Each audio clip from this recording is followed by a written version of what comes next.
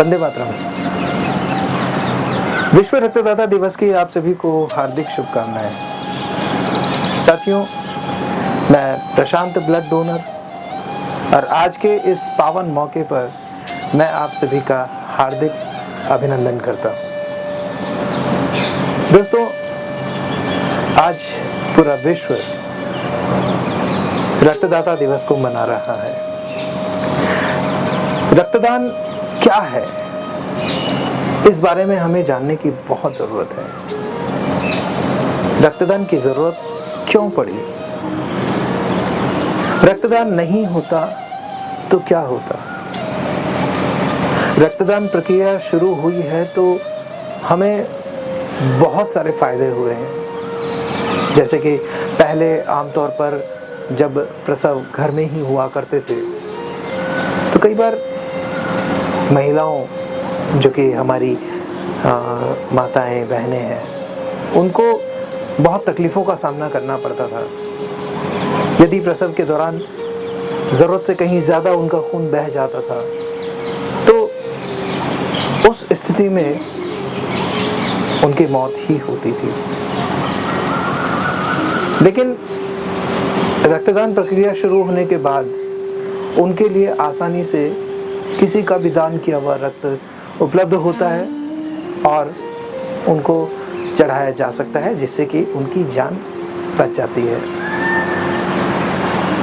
आमतौर पर कई दुर्घटनाएं ऐसी होती रहती हैं, कभी भी किसी के साथ कुछ भी हो सकता है, क्योंकि हम भी समाज का एक हिस्सा हैं। जो अस्पतालों में दुर्घटना के बाद पहुंचते हैं वो हम ही में से कोई होते हैं। तो जब वो अस्पताल में होते हैं, उनको खून की जरूरत होती है, तो किसी व्यक्ति का दान किया हुआ खून ही उसको चढ़ाया जाता है, जिससे कि उसकी जान बच पाती है। कई ऑपरेशंस ऐसे होते हैं जो कि खून नहीं उपलब्ध हो पाने की वजह से हो ही नहीं पाते थे, लेकिन अब जब रक्तदान प्रक्रिया है तो किसी का दान किया हुआ खून जो है वो ब्लड बैंक के स्टॉक में उपलब्ध रहता है। कभी किसी मरीज की, मान लीजिए किसी डॉक्टर को सर्जरी करनी है या कुछ भी है, जैसे मान लीजिए कि डिलीवरी केसेस ही कई सर्जरी से होते हैं, ऑपरेशन वाले, तो उसमें सावधानी के तौर पर और प्रसूता की जान बच जाए, इसलिए पहले से ही जो है व्यवस्था करके रखी जाती है कि मान लीजिए अगर ऑपरेशन के दौरान ज़्यादा खून बह जाता है तो उस खून से जो है प्रसूता की पूर्ति हो सकती है और उसकी जान बच सकती है। फिर ऐसे ही कई और केसेस हैं जिनमें लगातार खून की ज़रूरत होती है, जैसे कई कैंसर केस होते हैं।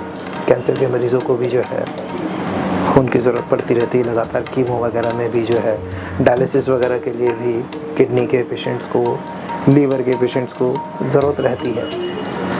तो ऐसी स्थिति में हम यदि रक्तदान नहीं करेंगे तो उन मरीजों को मिलेगा कैसे?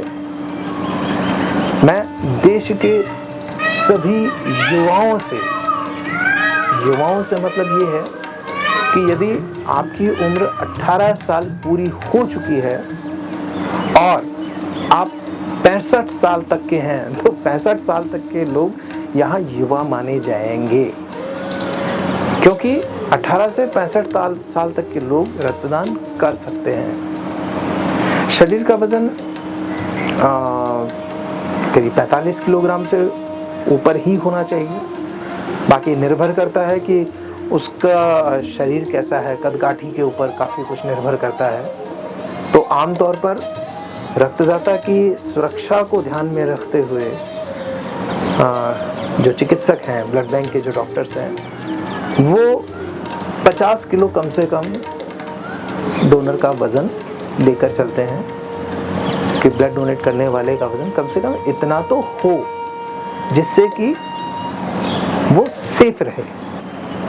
फिर अब हम बात करेंगे एक ऐसा इशू जो कि आमतौर पर काफ़ी सारे बच्चे हैं जिनको कि खून की लगातार ज़रूरत पड़ती रहती है, और वो है थैलीसीमिया। थैलीसीमिया एक जेनेटिक डिसऑर्डर है। अगर माँ बाप थैलीसेमिक हैं तो उनके होने वाले बच्चे को थैलीसीमिया होने के चांसेस बहुत ज़्यादा होते हैं, या ऐसे में ही, मतलब ये कह सकते हैं कि हम ऐसे में ही जो है थैलीसीमिया बच्चों को होता है जन्मजात। तो इसीलिए हम लोग कई बार ये भी कहते हैं कि जो भी लोग शादी कर रहे हैं, क्योंकि वैसे आमतौर पर थैलीसीमिया माइनर जो होता है वो देखने से पता नहीं चलेगा कि सामने वाले को थैलीसीमिया है या नहीं है, लेकिन दो थैलीसीमिया माइनर भी अगर शादी कर लेते हैं आपस में, उनको तो कोई प्रॉब्लम नहीं है, लेकिन उनके होने वाले बच्चे को 25% तक चांसेस होते हैं कि उनको थैलीसीमिया मेजर होगा। तो दोस्तों, ये बहुत सारे मामले ऐसे हैं जिनमें लगातार लोगों को, मरीजों को खून की ज़रूरत पड़ती रहती है, और इन्हीं सब के लिए जो है रक्तदान प्रक्रिया की शुरुआत की गई थी, जो कि आज काफ़ी कारगर साबित हो रही है। अब बात आती है कि हम कौन कौन रक्तदान कर सकते हैं। तो अभी मैंने आपको बताया है कि जिसकी उम्र 18 साल से और 65 वर्ष के बीच है वो रक्तदान कर सकते हैं। उसके अलावा शरीर का वज़न भी 45 किलोग्राम या 50 किलोग्राम आप मान लीजिए मिनिमम होना चाहिए, उसके ऊपर वाले रक्तदान कर सकते हैं। और यदि आप स्वस्थ हैं, पूरी तरह से स्वस्थ हैं, आपकी कोई दवाई नहीं चल रही है, कोई बीमारी नहीं चल रही है, तो उस स्थिति में आप रक्तदान कर सकते हैं। साथ ही साथ रक्तदान करने के लिए कुछ नियम भी बनाए गए हैं। उनमें सबसे पहला नियम तो ये है कि हम सभी नियमों का पालन करें। फिर उसके बाद बात आती है कि हम कभी भी भूखे पेट रक्तदान करने नहीं जाएं। यदि हमें रक्तदान करने जाना है तो हमने अच्छी डाइट ली हो, और अच्छी डाइट लेने के तुरंत बाद में नहीं, अच्छी डाइट लेने के बाद आप आराम से आधा घंटे बाद, पौने घंटे बाद जाकर के रक्तदान करें, कोई प्रॉब्लम नहीं होती है। रक्तदान प्रक्रिया से 5 मिनट पहले आप 2 गिलास पानी पी लें, जिससे कि आपको घबराहट नहीं होगी, किसी भी तरह की कोई और प्रॉब्लम होने के भी चांसेस ना के बराबर रहेंगे, यानी कुछ होगा ही नहीं। फिर रक्तदान प्रक्रिया जब होती है तो आप उस वक्त लेटे रहते हैं बेड पर, लेटे हुए आप रक्तदान करें, और कोशिश करें कि आपका जो पैर है, आपके पैर थोड़ी सी ऊंचाई पर रहें। अगर नहीं भी होते हैं तो कोई इशू वाली बात नहीं है, आप आराम से लेटे हुए हैं, ठीक है। अब रक्तदान प्रक्रिया खत्म होने के बाद में आप 5 मिनट उसी कंडीशन में लेटे रहें। जब आपके हाथ से नीडल निकाल ली जाती है तो आप लेटे रहें, और फिर उसके बाद में आप बैठें, और बेड पर ही आपको कॉफ़ी, बिस्किट वगैरह कुछ रिफ्रेशमेंट जो होगा वहाँ पे वो मिल जाएगा। कॉफ़ी को मैं ब्लड डोनेशन के बाद में ज़्यादा प्रेफर करता हूँ। उसके पीछे कारण ये है कि कॉफ़ी में कैफीन की मात्रा सबसे ज़्यादा होती है, और जो कि हमारे ब्लड सर्कुलेशन को जल्दी से जल्दी सामान्य कर देती है। और फिर उसके बाद में रक्तदान प्रक्रिया पूरी हो गई है, हम आराम से बैठे हैं, कॉफ़ी वगैरह ली, तो उसके बाद आप आधा घंटे तक उसी एटमॉस्फेयर में रहें, बाहर धूप में न जाएं। आधा घंटे बाद आप वहाँ से निकल सकते हैं, और 24 घंटे तक आप ज़्यादा से ज़्यादा लिक्विड डाइट लें।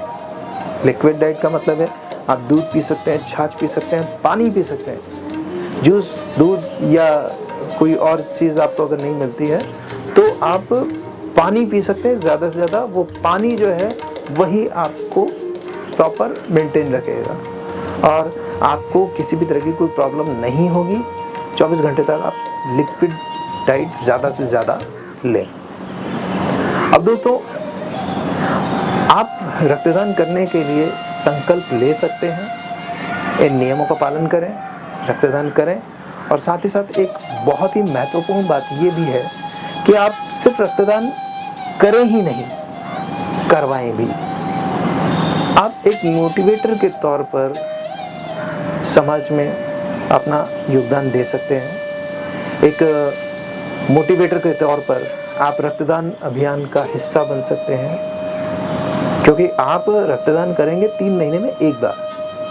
लेकिन आप यदि एक मोटिवेटर के तौर पर अपना योगदान देते हैं तो आप रोज नए रक्तदाता तैयार करते हैं। और रोज नए रक्तदाता तैयार करने का मतलब ये है कि आप रोज रक्तदान करते हैं। 4 लोगों को अगर आपने रक्तदान करने के लिए तैयार किया तो आपकी तरफ से रोज 4 रक्तदान हो रहे हैं।